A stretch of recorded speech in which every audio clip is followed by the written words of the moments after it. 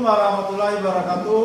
Saya Mugiono, mahasiswa PPG dari Universitas Pancasakti Tegal, Mapel Pendidikan Kewarganegaraan. Saya berasal dari Provinsi Bengkulu, Kabupaten Bengkulu Selatan, asal sekolah SMA Negeri 11 Bengkulu Selatan. Saya siap mengikuti ujian UKIN pembelajaran pada hari ini. Semangat! Assalamualaikum warahmatullahi wabarakatuh. Waalaikumsalam warahmatullahi wabarakatuh. Ya, selamat pagi. Pagi. Ya, apa kabar kalian anak-anak? Baik. Ya, alhamdulillah ya. Kabarnya sehat semua ya. Baik ya.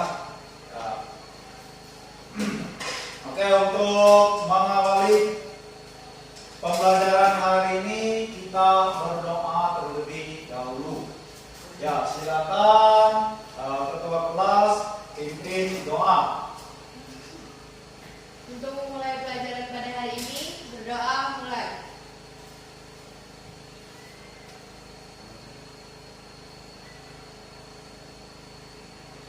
Selesai. Ya, absensi online, silakan kalian buka link absensi Google Form yang telah Bapak kirimkan di grup WA. Silakan dibuka. Ada? Ya, oke, kalau ada silakan diisi absennya. Pak tunggu 1 menit.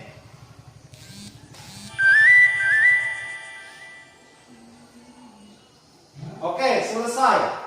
Ya. Ya, absennya sudah selesai. Ya, oke, kita simpan. Ya, oke, selesai. Ya, oke, sebelumnya Pak ingin bertanya. Tadi ada yang tidak tiket? Pagi tadi ada yang tidak tiket? Tiket semua ya? Ya, oke. Ya, untuk tiket ya terus ya, jaga kebersihan kelas supaya nyaman dan hidup sehat ya. Ya. Oke, untuk selanjutnya ya untuk menumbuhkan rasa nasionalisme di dalam diri kita berdiri terlebih dahulu. Kita nyanyikan lagu wajib ya, atau lagu nasional. Silakan berdiri. Ya, silakan bikin temannya satu di depan untuk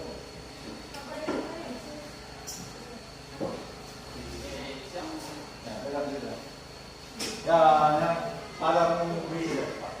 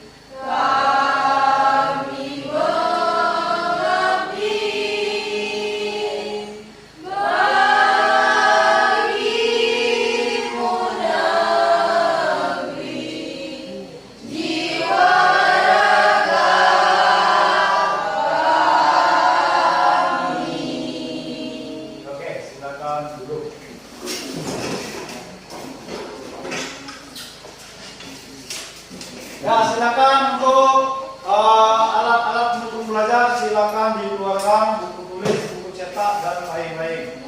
Perhatikan ya anak, ya untuk hari ini materi hari ini kita ya mempelajari kasus-kasus pelanggaran hak dan pengingkaran kewajiban warga negara. Ya, adapun kompetensi dasarnya ya yang pertama ya kita menganalisis kasus-kasus pelanggaran hak asasi dan kasus pengingkaran kewajiban warga negara. Terus yang kedua ya kita harus proaktif menimbang pelanggaran hak dan pengingkaran kewajiban warga negara. Ya. Dan juga adapun tujuan pembelajaran hari ini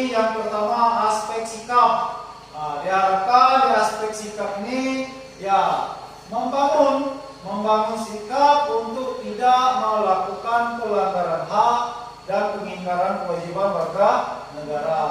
Terus yang kedua, aspek pengetahuan, ya, yang mana untuk menumbuhkan rasa tanggung jawab kita semua di sini, ya, untuk ya menganalisis dan mendeskripsikan kasus pelanggaran hak dan pengingkaran kewajiban sebagai warga negara. Terus yang ketiga, aspek keterampilan. Ya, di aspek keterampilan yang melalui penugasan, diskusi dalam proses pembelajaran hari ini, ya, sehingga kita semua di dalam mempraktiknya kehidupan sehari-hari tidak melakukan ya kasus pelanggaran hak dan pengingkaran kewajiban sebagai warga negara. Ya, oke ya. Sebelum kita langsung masuk ke materi kasus pelanggaran hak dan kasus pengingkaran kewajiban warga negara, ya, di sini ada motivasi yang akan Bapak tampilkan untuk kita semua di sini.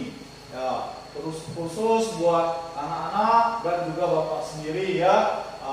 Ini ada motivasi supaya hidup sukses ke depan. Kalau coba lihat, pernah nggak jumpa anak yang di sekolah, teman dia waktu kecil, SD-nya juara 1, SMP juara 1, SMA juara 1, lulusan IP-nya 4, mau ada yang kayak begitu? Encer sama bakatnya kan? Orang-orang yang begitu cerdas diri di sekolah, ada nggak yang tamat kuliah kemudian terjun ke masyarakat? Mereka nggak jadi orang. Ada. Tanya, bagaimana dengan orang yang sekolahnya pintar sekali dan terjun ke masyarakat juga jadi orang? Ada? Ada. Nah, sekarang ada nggak yang sekolahnya sudah pintar, sering bolos, dan naik kelas, nakal, suka nyopet, pokoknya bikin masalah terus di sekolah? Punya teman yang seperti itu? Dan para saja terjun ke masyarakat dengan juga.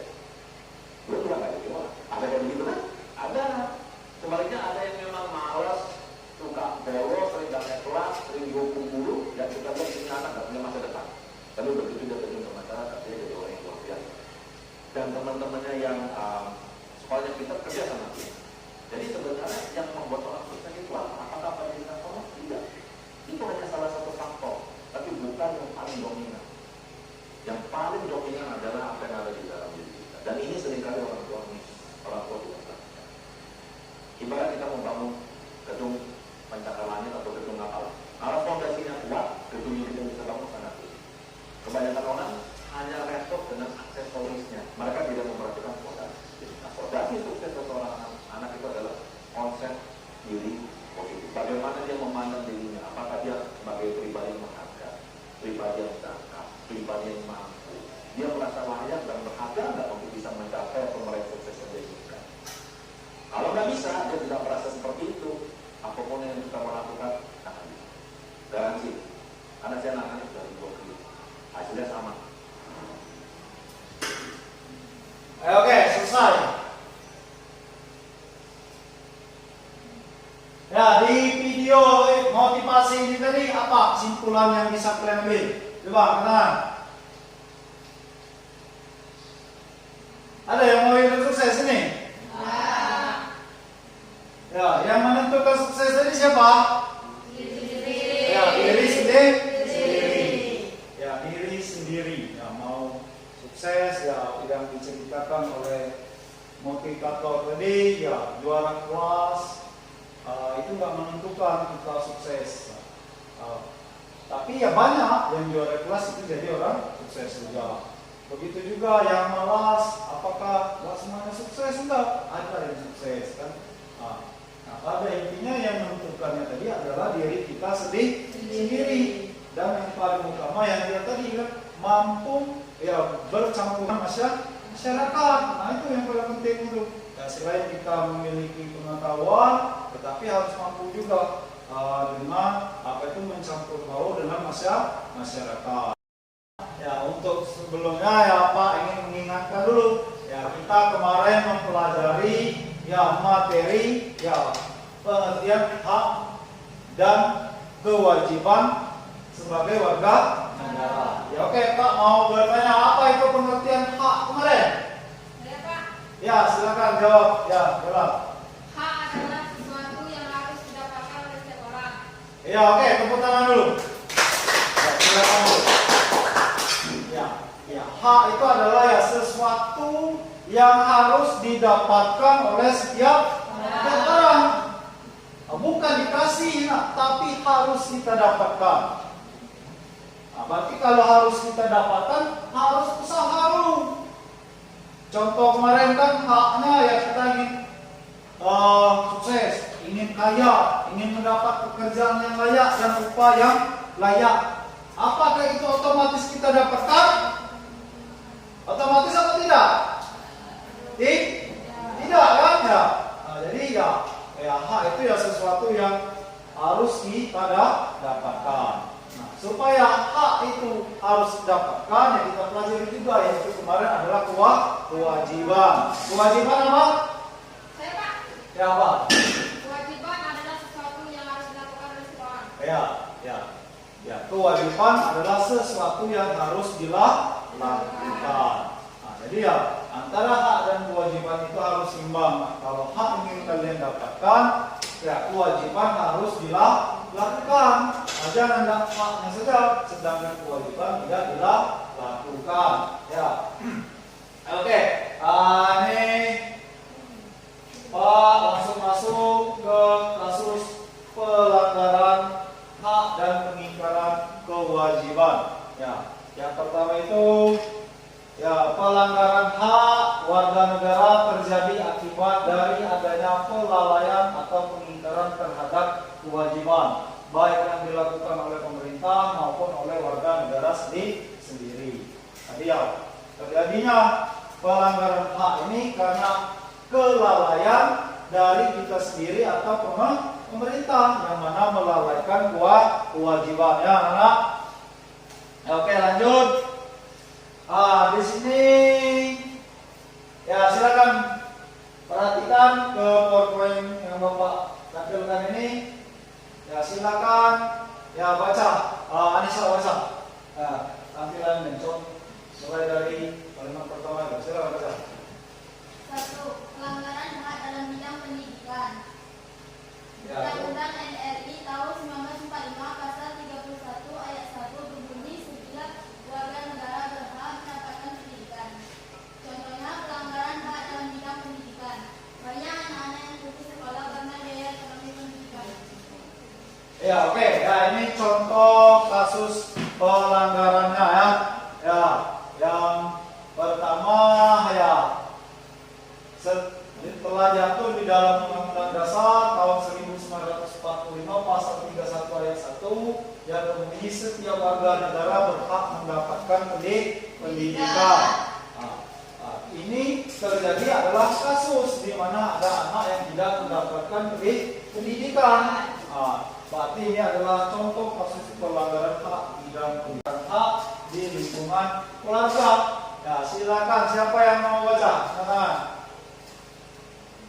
Silakan Tom, baca Tom. Ya, berdiri. Adapun kasus pelanggaran hak di lingkungan keluarga: 1. Mengganggu adik yang sedang belajar. 2. Memaksakan kehendak terhadap orang tua. 3. Orang tua tidak memberikan pendidikan terhadap anak. Ya, oke. Dulu. Terus yang kedua, adapun kasus pelanggaran hak di lingkungan masyarakat. Ya, silakan baca dulu. Prendi, silakan baca. Diri. Adapun kasus pelanggaran hak di lingkungan masyarakat: 1. Tingkat kemiskinan masih tinggi. 2. Maraknya kriminalitas. 3. Supremasi hukum belum ditegakkan secara adil. Ya, oke. Nah, ini terus yang selanjutnya ya, adapun kasus pelanggaran hak di lingkungan bangsa dan negara. Ya, silakan baca Yasi. Adapun kasus pelanggaran hak di lingkungan bangsa dan negara: 1. Membungkam kebebasan berpendapat. 2. Pembatasan berkumpul dan penyaluran aspirasi. 3. Anak masih banyak putus sekolah. 4. Eksploitasi terhadap anak. Ya, oke. Nah, itulah contoh kasus pelanggaran hak.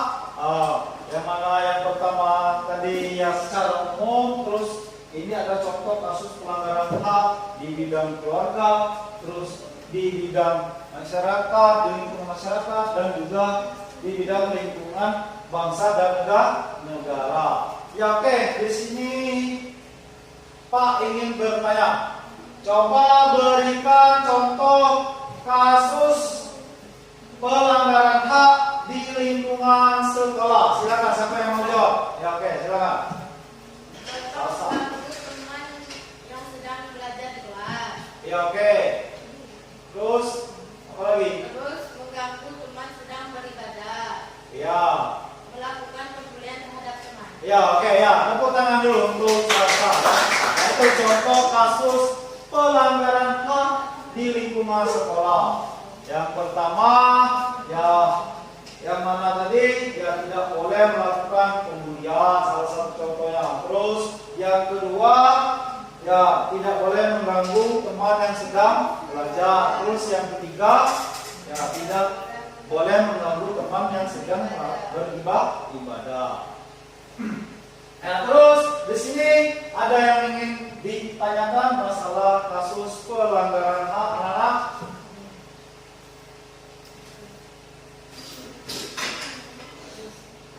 Ada yang ingin ditanyakan?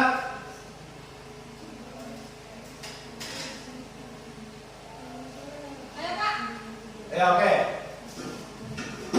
Pak yang dimaksud dengan membungkam hak kebebasan berpendapat bagaimana Pak?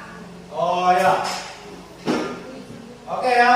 Ya teman kalian ya Yola bertanya, Pak yang dimaksud dengan membungkam kebebasan berpendapat bagaimana? Ya oke, bagus ya pertanyaannya. Ya tepuk tangan dulu untuk teman kita ya. Ya. Maksud membungkam kebebasan berpendapat di sini adalah yang mana dilarangnya kita sebagai warga negara ini. Contoh misalkan kalian ada rapat mungkin di desa, kita ingin mengajukan pendapat, tapi itu tidak boleh oleh pimpinan rapat. Nah itu adalah salah satu contoh membungkam atau membatasi kita dalam hal menyampaikan pendapat. Atau contoh lagi, kalian anak-anak memberikan masukan dan saran terhadap sekolah, tapi dilarang oleh pihak sekolah, tidak boleh dalam hal memberikan saran dan pendapat tadi. Nah itu adalah salah satu contoh membungkam kebebasan berpendapat. Padahal hak dalam menyampaikan pendapat ini telah diatur di dalam Pancasila, ya nilai-nilai Pancasila sila keempat, yang mana kerakyatan yang dipimpin oleh hikmat kebijaksanaan dalam permusyawaratan perwakilan. Nah, itu adalah kebebasan setiap hak warga negara Indonesia dalam hal menyampaikan pendapat. Ya itu ya. Di sini ada pengingkaran kewajiban di lingkungan masyarakat dan di lingkungan bangsa dan negara. Siapa yang mau baca? Ya silakan.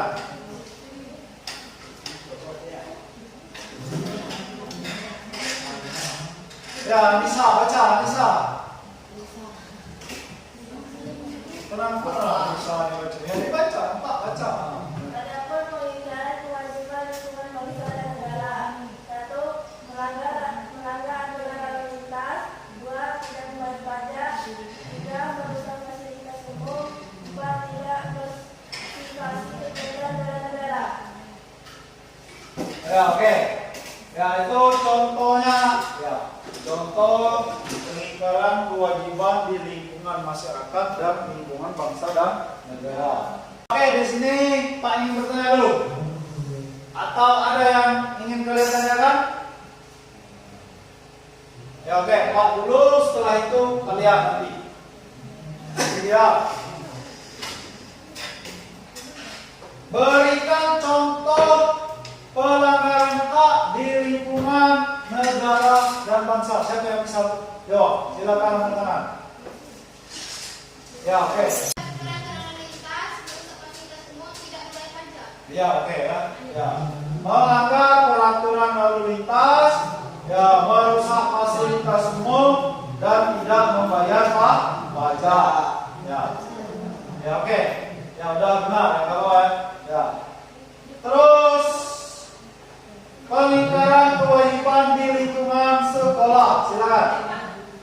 oke ya. Apa contohnya? Contohnya pesawat lintas sekolah dan tidak mengikuti pelajaran sekolah. Ya, oke ya. Ya, contoh pengingkaran kewajibannya ya merusak fasilitas belajar di sekolah. Ya, oke, batas ini ada yang mau ditanyakan tentang materi kasus pelanggaran kewajiban. Silakan. Ya, silakan Randy ya. Pak, kenapa di negara kita masih banyak terjadi pelanggaran kewajiban? Ya, oke ya. Pertanyaan yang bagus, tepuk tangan dulu. Kenapa Pak masih terjadi ya atau masih banyak terjadi ya kasus pelanggaran kewajiban? Ya, apa penyebabnya itu ya? Ya, yang pertama ya penyebabnya itu adalah diri kita sendiri. Ya. Diri kita sendiri. Ya. Biasanya itu yang tak acuh, terus juga tidak ada rasa kebersamaan. Nah, itulah yang menyebabkan banyaknya terjadi kasus ya pengingkaran kewajiban. Ataupun kalau pemerintah itu biasanya menyalahgunakan kekuasaan. Nah, itu sehingga terjadilah pelanggaran kewajiban. Kalau dari masyarakat biasanya itu ya terjadi karena itu tadi ya kesadaran diri sendiri dan juga rasa kebersamaan mencintai bangsa negara kita Indonesia ini ya masih kurang. Itulah sehingga menyebabkan masih sering terjadi pelanggaran kewajiban dari masyarakat biasanya itu ya terjadi karena itu tadi ya kesadaran diri sendiri dan juga rasa kebersamaan mencintai bangsa negara kita Indonesia ini ya masih kurang. Itulah sehingga menyebabkan masih sering terjadi pelanggaran kewajiban. Ya. Dan juga yang paling penting, kenapa itu masih juga terjadi ya? Salah satu penyebabnya karena hukum ini. Ya, hukum padahal negara kita adalah negara hukum, tapi hukum yang masih aja ditemukan ya tebang pilih yang mana ya tumpul ke atas, tajam ke bawah. Kalau ke pemerintah ya hukumannya ringan, padahal sudah merugikan uang negara yang mana nilai uangnya cukup tinggi, miliaran rupiah, korupsi contohnya. Tapi kalau ke masyarakat yang mencuri ayam contohnya kan, atau mencuri makanan, ya hukumannya sama dengan orang yang melakukan korupsi miliaran. Berarti itu adalah ketidakadilan di bidang hukum. Nah, itulah sih yang menyebabkan masih terjadi pengingkaran kewajiban warga negara kita Republik Indonesia. Ya, oke, di sini ada materi kelompok, ya, materi kelompok, diskusi kelompok yang akan Bapak berikan. Nah, ini ada lembar kerja kelompok ya. Ya, ini kelompok 1, ya kelompok 2. Ya. Ya, silakan. Yang kelompok 1 itu didiskusikan bersama-sama. Ya, perhatikan dulu perintah. Itu ada 2 gambar.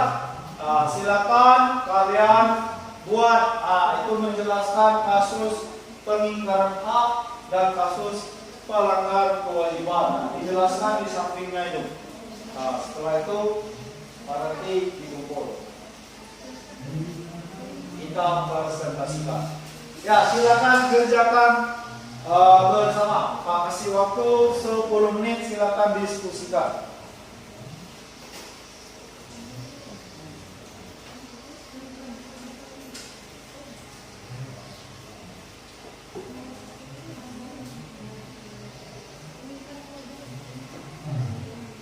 Ya, oke, di sini ada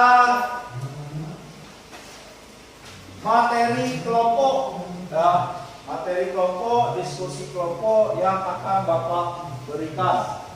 Nah, ini ada lembar kerja kelompok ya. Ya, ini kelompok 1, ya, kelompok 2. Ya, ya sudah. Yang kelompok 1 itu didiskusikan bersama-sama. Ya, perhatikan dulu perintahnya. Itu ada 2 gambar. Silakan kalian buat. Itu menjelaskan kasus pengingkaran hak dan kasus pelanggaran kewajiban. Dijelaskan di sampingnya itu.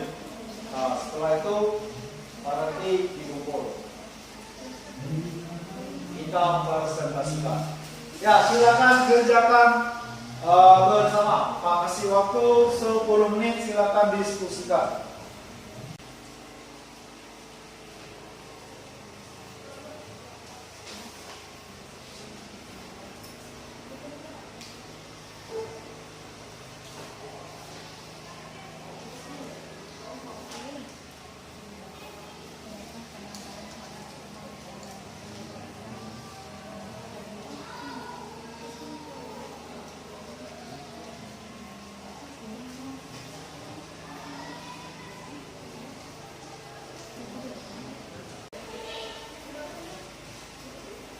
Ada kesulitan?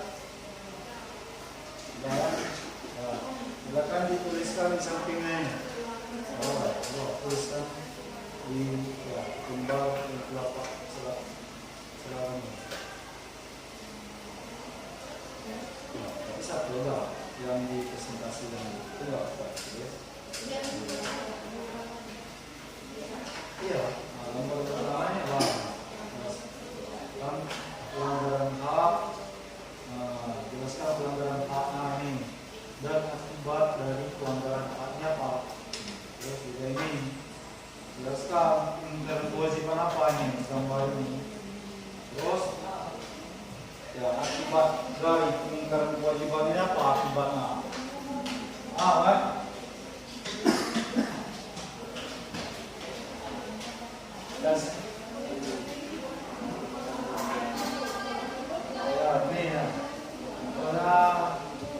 Dan ini mengingat jelaskan pelanggaran apa?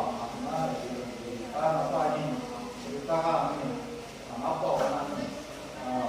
Ya, ini gambarnya. Anggarannya apa? Anggaran apa ya? Ya, ada stok.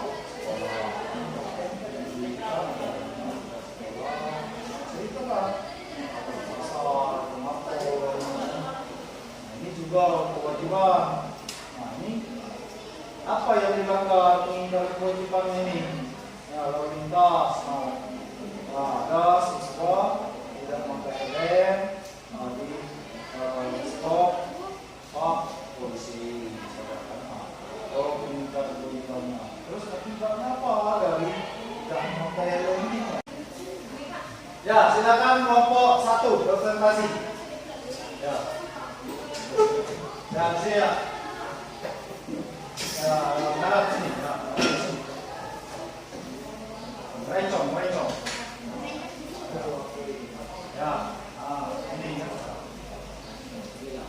Baju masuk tak? Kumi.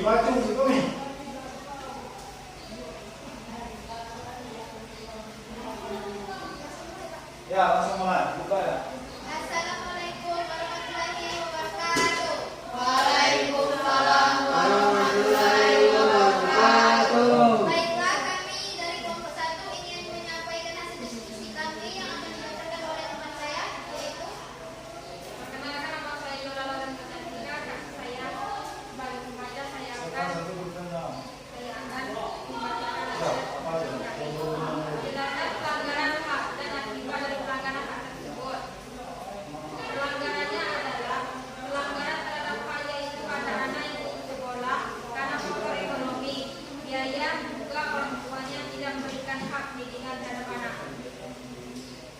Ya, akibatnya coba ulangi. Yang nomor 2. Oh.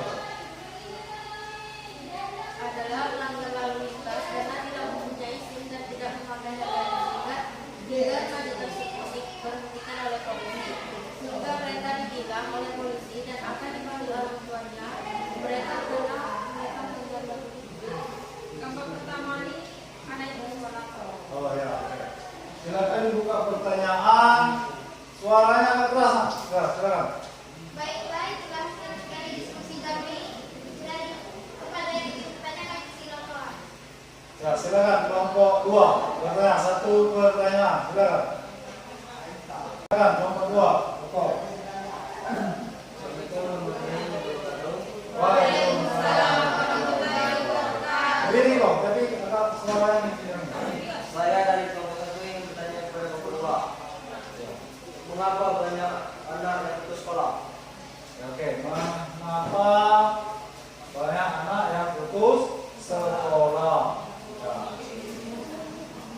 Baiklah, saya akan menjawab pertanyaan dari kelompok 1. Mengapa anak banyak putus sekolah? Yang pertama, 1 faktor ekonomi. Ya.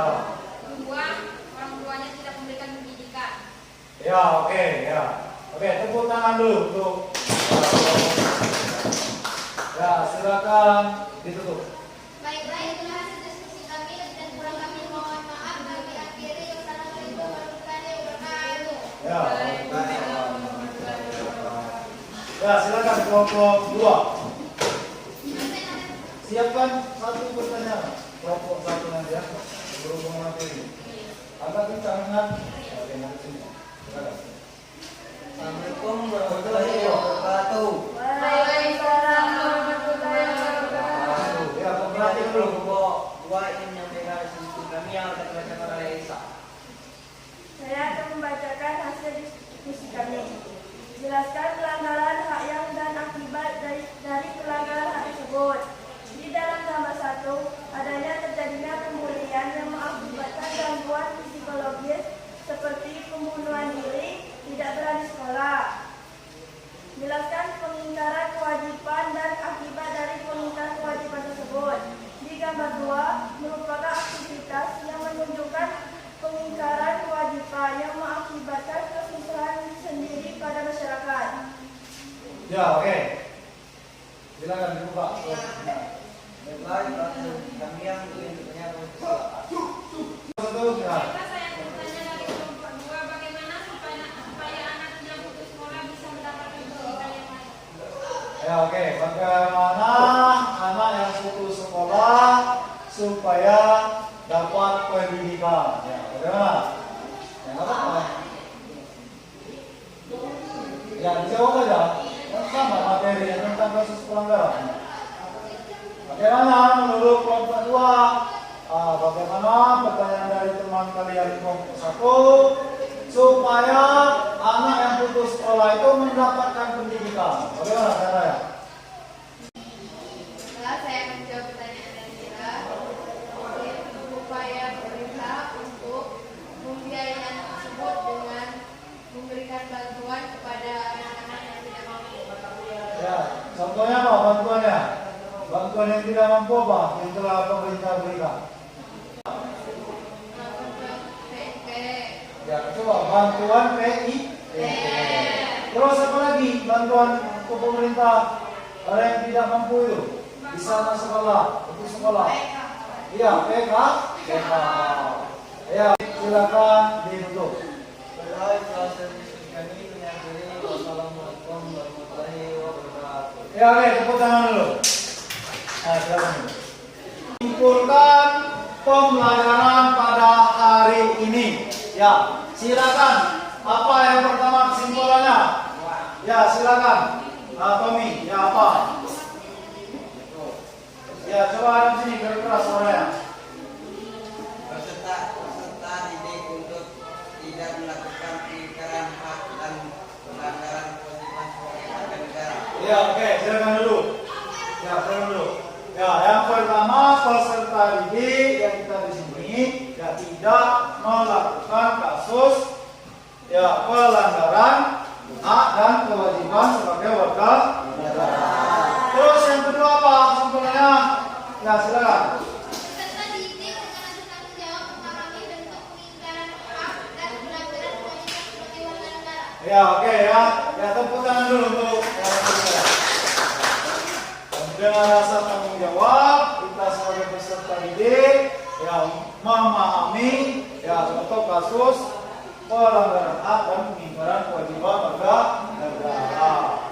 Ya, terus refleksi. Ya, refleksi. Silakan siapa yang mau sebutkan apa refleksi pertama pembelajaran hari ini. Ya, silakan. Kegiatan apa yang telah kita laksanakan pada pembelajaran hari ini? Silakan dijawab. Aktivitas dalam kegiatan hari ini kami sebagai peserta didik sudah mengikuti pembelajaran materi kasus pelanggaran hak dan pengingkaran kewajiban sebagai warga negara. Pada pembelajaran hari ini yang dibimbing oleh guru kami, Pak Mudiono dan Baik. Ya, oke, tepuk tangan dulu. Refleksi yang kedua untuk kegiatan selanjutnya apa? Silakan siapa? Ya, silakan. Untuk kedepannya, kami sebagai peserta didik tidak akan melakukan pelanggaran hak dan pengingkaran kewajiban sebagai warga negara. Ya, oke, terima kasih ya tepuk tangan ya. Ya, oke ya anak-anak. Ya, itulah ya refleksi sudah, kesimpulan sudah ya. Anak-anak, kita evaluasi akhir pembelajaran. Itu ada kuis yang Bapak kirimkan ya di Google Form. Silakan buka grup WA kembali. Situ sudah Pak kirimkan linknya. Di sana ada soal pilihan ganda, silakan dijawab. Sudah dibuka? Sudah. Oke, kalau sudah silakan kerjakan. Pak tunggu 5 menit.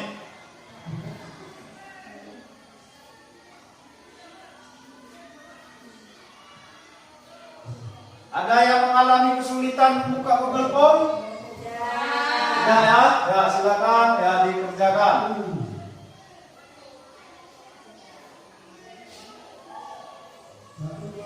Oke, kalau sudah silakan diakhiri dikumpulkan. Coba dikumpul. Sudah dikumpul? Lihat nilainya. Dapat berapa? Ya, oke. Tommy dapat berapa, Tommy? 100. Ya, oke. Preti dapat berapa? 40. Ya, Anissa. 100. Ya, oke. Sudah kelihatan kan nilainya? Sudah. Asik nggak pakai evaluasi Google Form? Asik nggak? Ya, oke. Kalau asik ya silakan ditutup kembali HP-nya. Ya. Ya, untuk mengakhiri pembelajaran hari ini, silakan ketua kelas pimpin doa akhir pembelajaran. Untuk mengakhiri pelajaran pada hari ini, berdoa mulai.